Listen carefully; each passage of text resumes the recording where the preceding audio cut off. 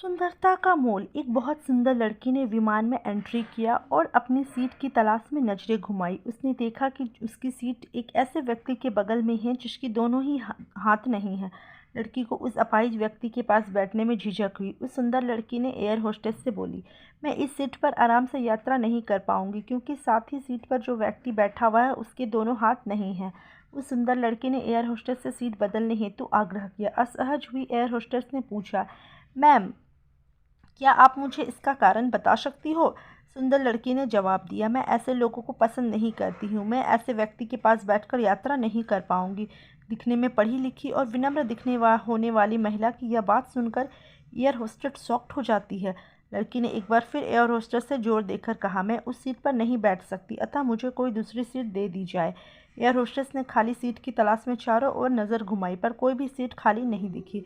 Air hostess ने महिला से कहा कि मैडम, इस इकोनॉमी क्लास में कोई सीट खाली नहीं है, किंतु यात्रियों का ध्यान रखना हमारा जिम्मेदारी है। अंत में विमान के कप्तान से बात करती है, कृपया तब तक थोड़ा धीरज रखें। ऐसा कहकर होस्टेस अपने कप्तान से बात करने चली गई। कुछ समय बाद लौटने के बाद उसने लड़की को बताया, मैडम, आपको जो असुविधा हुई उसके लिए बहुत खेद है। इस पूरे विमान में केवल एक सीट खाली है और वह प्रथम श्रेणी में है। मैंने हमारी टीम से बात की है। एक यात्री को इकोनॉमी क्लास से प्रथम श्रेणी भेजने का काम हमारी कंपनी के इतिहास में पहली बार हो रहा है। सुंदर लड़की बहुत खुश हो गई, किंतु इसके पहले ही वह कुछ बोल पाती, एयर होस्टेस उस अपाहिज और दोनों हाथ विहीन व्यक्ति की ओर बढ़ गई और विनम्रतापूर्वक उनसे पूछा, सर, क्या आप प्रथम श्रेणी में जा सकेंगे? क्योंकि हम नहीं चाहते कि आप एक अशिष्ट अज्ञानी यात्री के साथ यात्रा करके परेशान हो।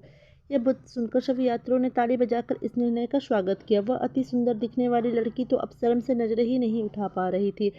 तब उस अपाहिज व्यक्ति ने खड़े होकर कहा, मैं एक भूतपूर्व सैनिक हूँ और मैंने एक ऑपरेशन के दौरान कश्मीर सीमा पर हुए बम विस्फोट में अपने दोनों हाथ खोए थे। सबसे पहले जब मैंने इस देवी जी की चर्चा सुनी तब मैं सोच रहा था कि मैंने भी किन लोगों की सुरक्षा के लिए अपनी जान जोखिम में डाल दी और अपने हाथ खोए।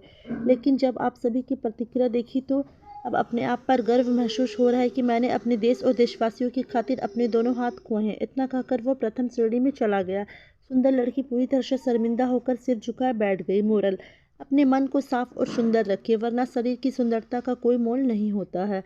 तो दोस्तों, कैसा लगा यह कहानी? अगर अच्छा लगा होगा तो प्लीज़ एक लाइक ज़रूर कीजिएगा और अगर आप चैनल पे नए हैं तो चैनल को सब्सक्राइब करना ना भूलें। चलिए मिलते हैं नेक्स्ट कहानी।